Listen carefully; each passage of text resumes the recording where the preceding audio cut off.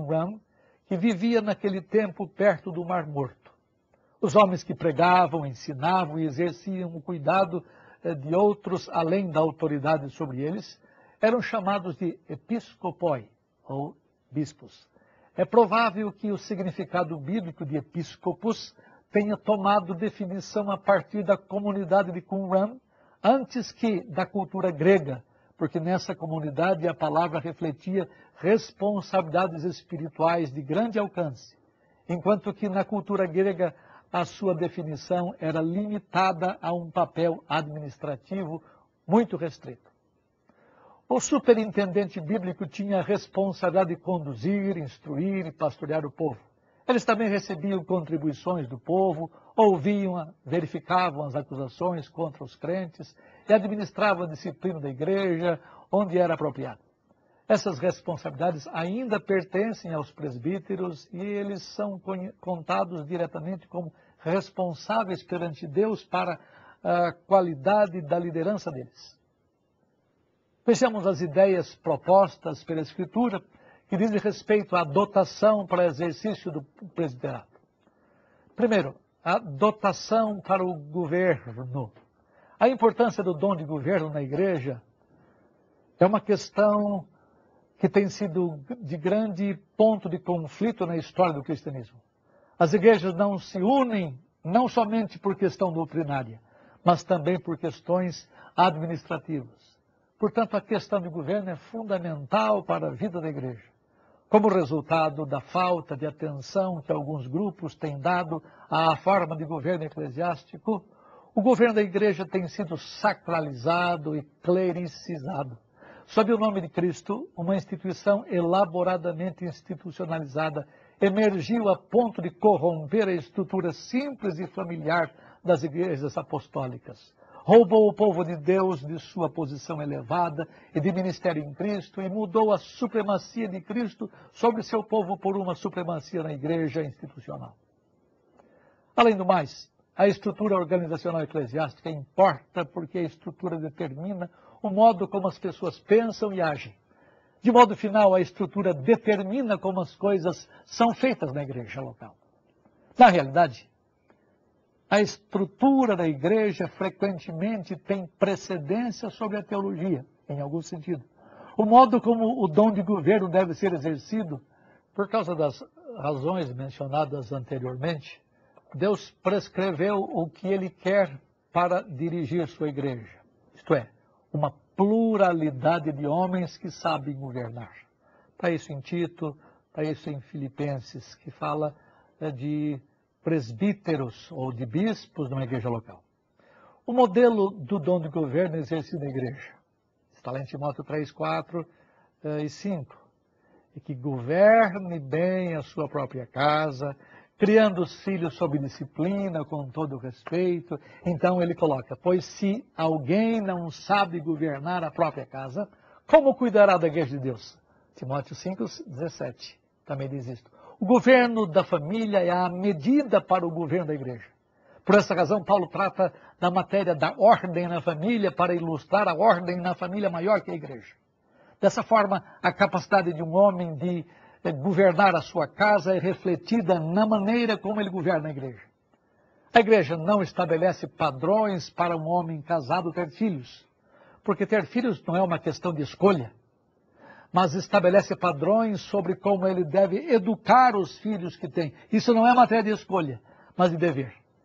Da mesma forma, a Escritura estabelece padrões para o presbítero governar a igreja de Deus.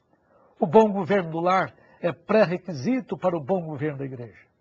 O dom de governo, que tem sido desprezado em alguma medida na igreja, tem uma importância muito maior do que imaginamos. O modo como uma igreja é administrada tem uma influência determinante para a sua vitória ou derrota. Todos os presbíteros devem presidir. O texto diz que alguns presbíteros presidem com mais maestria. São aqueles que presidem bem, conforme Paulo diz em 1 Timóteo 5,17. E aquele que possui o dom de governo em alta medida pode ser chamado de presidente. Portanto, o dom de governo é alguma coisa extremamente necessária para a vida da igreja. Que não desprezemos isso. E não são governantes apenas os chamados presbíteros regentes. Todos eles têm que ter o dom de governo, em alguma medida. Mas se tem o dom de governo em uma medida grande, pode ser chamado na Bíblia de presidente. O segundo dom espiritual que um homem deve ter para almejar o presbiterato é o do ensino. O texto de Timóteo fala assim: é necessário, portanto, que o bispo seja apto para ensinar. Vejamos o que isso quer dizer. A palavra traduzida como apto para ensinar, didaktikon, é usada somente 2 vezes no Novo Testamento, aqui e em 2 Timóteo 2:24. E significava a habilitação ao ensino. Um homem cristão deve ter, em alguma medida, essa habilitação para exercer o presbiterato. Repetidamente, Paulo lembra Timóteo do seu dever prioritário de ensinar na igreja. 1 Timóteo 5,17 fala assim: devem ser considerados merecedores de dobrados honorários ou honra os presbíteros que presidem bem, com especialidade os que se afadigam na palavra e no ensino. A palavra grega traduzida como afadigar-se, kopiontes, significa trabalhar a ponto de exaustão. É motivo de tristeza quando vemos na igreja presbíteros preocupados com diversão, quando deveriam gastar mais tempo com a palavra, com o ensino, a ponto de exaustão. E o ensino feito com dedicação é prioridade presbiteral. Cristo proporciona à igreja homens dedicados ao ensino, a fim de que eles possam edificar a igreja, tornando-a madura. O ensino da palavra de Deus é o meio que eles têm para cumprir essa tarefa. Está lá em 2 Timóteo 3,17. Paulo, como bom ministro de Cristo Jesus, lembra a Timóteo os deveres que ele tinha do ensino da sã doutrina na igreja. Um presbítero deve aprender dos mais experientes as palavras da sã doutrina.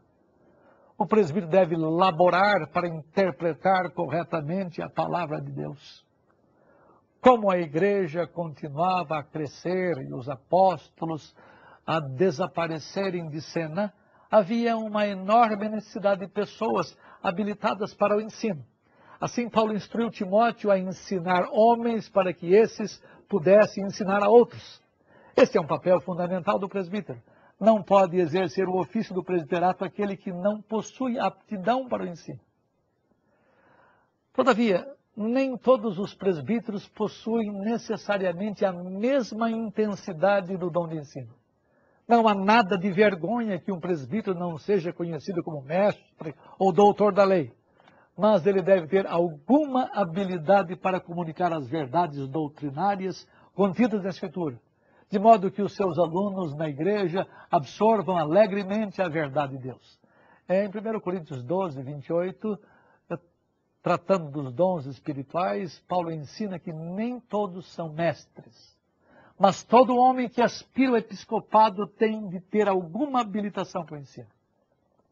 Aquele que possui em alta medida o dom de ensino pode ser chamado de mestre. Um presbítero ordena suas prioridades, que tem uma vida organizada e tem os dons devidos para o exercício do presbiterato, tem que ensinar. E um dos mais importantes desses dons é o do ensino, especialmente porque vivemos em meio a grandes ondas de ensino falso. Os presbíteros são os guardiões da fé cristã. Um presbítero deve ser hábil para ensinar, a fim de que ele seja um defensor da doutrina. Para que um presbítero seja de fato qualificado para o exercício do seu ofício na vida da sua igreja, ele tem de ser comprometido com a fé apostólica histórica, sendo capaz de instruir a outros na doutrina bíblica. Não devem ser escolhidos presbíteros que não tenham comprometimento com a fé e que não dão muita importância à doutrina bíblica. Isso significa que o presbítero deve ser um estudioso da Escritura. Ela deve ser um manual de treinamento completo para todos os crentes, especialmente os presbíteros. Isso significa que o presbítero